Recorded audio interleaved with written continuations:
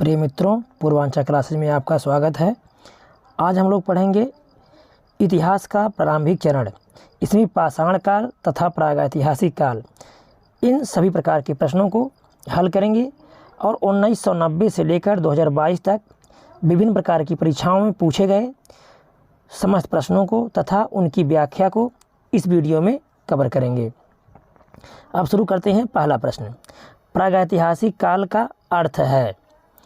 प्रागैतिहासिक काल का अर्थ है वह इतिहास जिसको पुरातात्विक साक्ष्यों के आधार पर लिखा गया हो, अर्थात पहले से लिखा हुआ न मिला हो बल्कि पुरातात्विक साक्ष्यों के आधार पर उसको लिखा गया हो। जैसे पुरातात्विक साक्ष्यों में मोहरें जो प्राचीन समय में मिली हैं, कुछ मोहरें मिली हैं, सिक्के मिले हैं। याद रखिएगा, कोई मंदिर मस्जिद उस समय नहीं मिला है, तो इन्हीं आधार पर लिखा गया जो है उसे कहा जाता है प्रागैतिहासिक काल। अगला प्रश्न है, मानव को आग की जानकारी कब हुई। मानव की आग की जानकारी नवपाषाण काल में हुई। याद रखिएगा, मानव को आग की जानकारी पूरा पाषाण काल में हो गई थी, परंतु वह उसके जो प्रयोग से अनभिज्ञ था, यानी वह उसका प्रयोग नहीं कर पाता था, लेकिन नवपाषाण काल में वह सही से प्रयोग करने लगा। इसलिए हमारा उत्तर हो जाएगा ऑप्शन सी, नवपाषाण काल। पेबुल उपकरण संबंधित हैं। पेबुल उपकरण संबंधित हैं, तो पेबुल उपकरण निम्न पूरा पाषाण काल अर्थात पाषाण काल के निचले चरण से संबंधित हैं। और पेबुल उपकरण जो है पत्थर के औजार होते थे, जो कुछ बड़े प्रकार के पत्थर होते थे और छोटे प्रकार के पत्थर होते थे। इनके हथियार बने होते थे, इनको कहा जाता था पेबुल उपकरण। अगला प्रश्न है, सोहन घाटी का संबंध है। तो ये जो नदी है सोहन घाटी, इसका संबंध है। ऑप्शन हो जाएगा हमारा ऑप्शन उत्तरीय निम्न पूरा पाषाण युगीन स्थल से। अब देखेंगे अगला प्रश्न, बेलन घाटी से प्राप्त औजार संबंधित हैं। निम्न पूरा पाषाण काल अर्थात जो भी ये सब संबंधित हैं वो पाषाण काल के बाद की अवस्था से संबंधित हैं। अब बेलन नदी की कुछ विशेषताओं को देखेंगे। बेलन नदी उत्तर प्रदेश के सोनभद्र जिले के पश्चिमी भाग में उत्पन्न होती है, मिर्ज़ापुर जिले और प्रयागराज जिले के दक्षिणी भाग में बहती है। प्रयागराज जिले में इसका विलय टोंस नदी में हो जाता है। अगला प्रश्न है, मानव की आखेट और संग्राहक खाद्य संग्राहक की अवस्था जुड़ी हुई है किस काल से, अर्थात मानव किस काल में खाद्य संग्राहक हो गया, यानी भोज्य पदार्थों को इकट्ठा करने वाला हो गया। तो हमारा उत्तर हो जाएगा ऑप्शन ये, पूरा पाषाण काल में जो है मानव वो आखेटक था, यानी शिकार करता था, और खाद्य संग्राहक था, यानी अपने लिए खाने के लिए भोजन भी रखता था। अगला प्रश्न है, सल्कों जिसे इंग्लिश में फ्लैग कहते हैं से बने औजार संबंधित हैं। तो सल्कों से बने औजार मध्य पूरा पाषाण काल से संबंधित हैं, यानी मध्य पूरा पाषाण काल में औजारों को सल्क कहा जाने लगा। आप जैसा कि मैं चित्र में देख सकते हैं, ये कैसे नुकीले औजार आदि मानव ने पत्थरों से बनाए हैं। अगला प्रश्न है, भीमबेटका का संबंध है। याद रखिएगा, भीमबेटका जो मध्य प्रदेश में स्थित है, ये अक्सर करके परीक्षाओं में पूछे जाने वाला प्रश्न है भीमबेटका। तो ये भीमबेटका एक प्रागैतिहासिक स्थल है जहाँ से चित्रकला के साक्ष्य प्राप्त हुए हैं। याद रखिएगा, यहाँ से लगभग 500 जो है पुराने साक्ष्य प्राप्त हुए हैं। भीमबेटका यह मध्य प्रदेश में स्थित है। इसकी कुछ विशेषताओं को देखेंगे। भीमबेटका या भीमबैठका भारत के मध्य प्रदेश प्रांत के रायसेन जिले में स्थित पूरा पाषाण एक आवासीय पुरास्थल है। भीमबेटका क्षेत्र को भारतीय पुरातत्व सर्वेक्षण भोपाल मंडल ने 10 अगस्त 1990 में राष्ट्रीय महत्व का स्थल घोषित किया है। इसके बाद इसको जुलाई 2003 में यूनेस्को ने विश्व धरोहर स्थल घोषित कर दिया। अगला प्रश्न है, पशुपालन संबंधित है, अर्थात मनुष्यों ने पशुपालन करना कब शुरू कर दिया। तो हमारा उत्तर हो जाएगा नवपाषाण काल।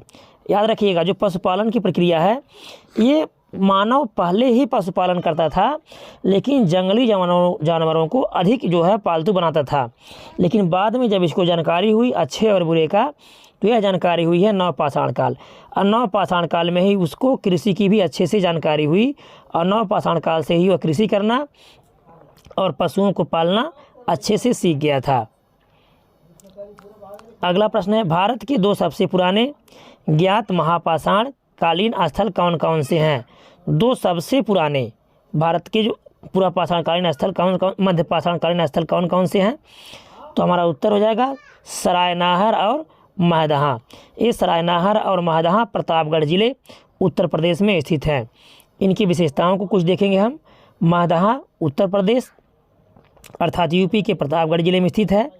इस स्थल से हड्डी व सींग के उपकरण व आभूषण, याद रखिएगा क्या क्या मिले हैं, हड्डी के सींग और उपकरण दोनों मिले हैं।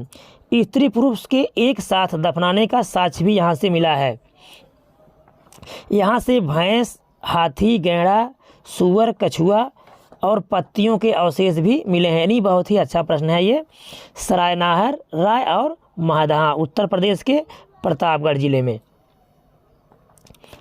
अगला प्रश्न है, प्रारंभिक स्तंभ गर्त पाए गए हैं। स्तंभ गर्त अर्थात गड्ढे में जो है, गड्ढे के रूप में गर्त कहाँ पाए गए हैं? सरायनाहर और महदहा से, जो कि उत्तर प्रदेश के प्रतापगढ़ जिले में स्थित है। अगला प्रश्न है, मानव द्वारा पाला गया पहला पशु कौन था? मानव द्वारा पाला गया पहला पशु, तो मानव द्वारा पाला गया पहला पशु कुत्ता था। मानव ने सबसे पहले कुत्ते को पालतू बनाया था। अगला प्रश्न है, मानव द्वारा प्रयोग की गई पहली धातु कौन सी थी?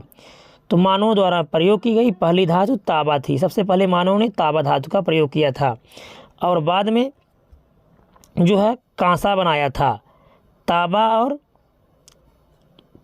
टिन मिलाकर, तांबा और टिन मिलाकर बाद में क्या बना दिया? कांसा, जिसे आगे कांस्य युग के नाम से जाना गया। याद रखिएगा, वर्तमान में जो टिन उत्पादन है, भारत का एकमात्र राज्य छत्तीसगढ़ है, जहां भारत का 100% टिन उत्पादन होता है छत्तीसगढ़ से। अगला प्रश्न है, मानव द्वारा उपयोग में लाई गई पहली फसल कौन सी थी? तो मानव द्वारा उपयोग में लाई गई पहली फसल जौ थी। कृषि का प्रथम उदाहरण कहाँ से प्राप्त हुआ है? कृषि का प्रथम उदाहरण या साक्ष्य मेहरगढ़ से प्राप्त हुआ है नवपाषाण काल में। अगला प्रश्न है, कोल्डिहवा का संबंध है। तो कोल्डिहवा का संबंध है चावल के प्राचीनतम साक्ष्य से। तो चावल के प्राचीनतम साक्ष्य वैसे तो लहुरा देव उत्तर प्रदेश के संतकबीरनगर से जिले से मिला है सबसे पुराना साक्ष्य, परंतु कोल्डिहवा का भी संबंध चावल के प्राचीनतम साक्ष्य से संबंधित है। रॉबर्ट ब्रूसफुट कौन थे? रॉबर्ट ब्रूसफुट, तो ये हमारा उत्तर हो जाएगा, आप ये भूगर्भ वैज्ञानिक तथा पुरातत्वविद दोनों उत्तर हो जाएगा। ये रॉबर्ट ब्रूसफुट जो है भूगर्भ वैज्ञानिक और पुरातत्वविद थे। कोपेनहेगन संग्रहालय की सामग्री से पाषाण, कांस्य और लौह युग का त्रियुगीय विभाजन किसने किया था? तो त्रियुगीय विभाजन थॉमसन ने किया था। अर्थात 3 युगों में जो कोपेनहेगन डेनमार्क में रखी हुई सामग्री है, इसके आधार पर थॉमसन ने 3 भागों में अर्थात पाषाण युग, कांस्य युग और लौह युग में पाषाण काल को बांट दिया है। उत्खनन के अनुसार पशुपालन का प्रारंभ कब हुआ था? तो पशुपालन का प्रारंभ मध्य पाषाण काल में हुआ था, लेकिन अभी हमने बताया आपको कि नवपाषाण काल में जो है पशुओं के पालने की अच्छी सी जानकारी हो गई और कृषि का भी कार्य नवपाषाण काल से शुरू हो गया। हड्डी के उपकरण तथा आभूषण कहाँ से प्राप्त हुए हैं? तो हड्डी के उपकरण और आभूषण इसके पहले बताया गया महदहा और सरायनाहर प्रतापगढ़, किस जिले में है ये? प्रतापगढ़ से प्राप्त हुए हैं। एक ही कब्र से 3 मानव कंकाल कहाँ से मिले हैं? तो एक ही कब्र से 3 मानव कंकाल दमदमा से मिले हैं। दमदमा उत्तर प्रदेश की गंगा घाटी प्रतापगढ़ जिले में स्थित है। खाद्यान्नों की कृषि सर्वप्रथम कब प्रारंभ हुई थी? तो खाद्यान्नों की कृषि अर्थात आजकल जो गेहूँ चावल की खेती होती है, यह खेती नवपाषाण काल में तथा पशुपालन भी नवपाषाण काल में शुरू हुआ था। भारत में मानव का सर्वप्रथम साक्ष्य कहाँ से मिलता है? नर्मदा घाटी। भारत में याद रखिएगा नर्मदा घाटी।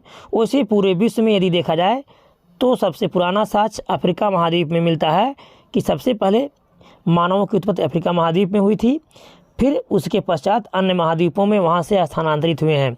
तो भारत में नर्मदा घाटी में मानव द्वारा सर्वप्रथम प्रयुक्त अनाज कौन सा था? तो सर्वप्रथम प्रयुक्त अनाज जौ था। भारतीय उपमहाद्वीप में कृषि के प्राचीनतम साक्ष्य कहाँ से प्राप्त हुए हैं? तो हमारा उत्तर हो जाएगा लहुरा देव से। लहुरा देव से 9000 ईसा पूर्व से लेकर 7000 ईसा पूर्व तक के बीच के चावल के साक्ष्य प्राप्त हुए हैं। और लहुरा देव की अनुपस्थिति में अर्थात यदि विकल्प में लहुरा देव नहीं है तो वहाँ उत्तर हो जाएगा हमारा मेहरगढ़। मेहरगढ़ वर्तमान समय में पाकिस्तान में है। उस समय जब खोज हुआ था तब यह भारत में था। यहाँ से 7000 ईसा पूर्व के गेहूं के साक्ष्य मिले हैं, लेकिन मेहरगढ़ की अनुपस्थिति में हमारा उत्तर हो जाएगा जो है कृषि के प्राचीनतम साक्ष्य लहुरा देव। यह उत्तर प्रदेश के संत कबीर नगर जिले में स्थित है। भारत में अस्थायी जीवन के प्रमाण कहाँ से मिले हैं? तो हमारा उत्तर हो जाएगा मेहरगढ़। मेहरगढ़ से अस्थायी जीवन के प्रमाण मिले हैं। अगला प्रश्न है, मध्यपाषाण काल में पशुपालन के प्रमाण कहाँ से मिले हैं? तो मध्यपाषाण काल में पशुपालन के प्रमाण बागौर जो वर्तमान समय राजस्थान में है से मिले हैं। किस युग को चालकोलिथिक युग भी कहा जाता है? ताम्रपाषाण युग को चालकोलिथिक युग भी कहा जाता है। नवदा टोली का उत्खनन किसने किया था? नवदा टोली का उत्खनन HD सांकलिया ने किया था। नवदा टोली मध्य प्रदेश में स्थित है। भीमबेटका किसके लिए प्रसिद्ध है? भीमबेटका गुफाओं के शैलचित्र के लिए प्रसिद्ध है। यह भोपाल के निकट मध्य प्रदेश में स्थित है और यहाँ से 500 शैलचित्र प्राप्त हुए हैं, याद रखिएगा। यह भीमबेटका की गुफाएं अब्दुल्लागंज रायसेन जिला मध्य प्रदेश में स्थित है। इसकी खोज VS वाकंकर ने की थी। गैरिक मृदभांड पात्र का नामकरण कहाँ से हुआ है? गैरिक मृदभांड पात्र इसका नामकरण हस्तिनापुर से हुआ है। किस स्थल से मानव कंकाल के साथ कुत्ते के कंकाल भी सावधान से प्राप्त हुए हैं? अर्थात जहां दाह संस्कार हुआ है वहां से मानव कंकाल के साथ कुत्ते भी के साक्ष्य भी मिले हैं। तो बुर्ज होम जम्मू कश्मीर में वर्तमान समय में स्थित है।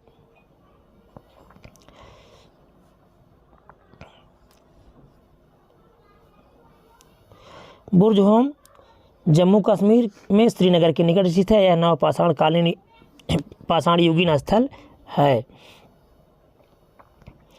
गर्त आवास के साक्ष्य कहाँ से प्राप्त हुए हैं?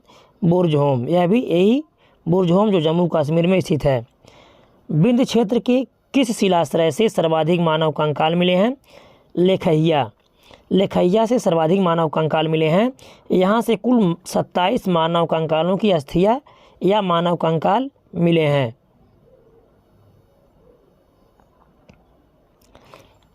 अगला प्रश्न है, गणेश पूजा का साक्ष्य कहाँ से प्राप्त हुआ है?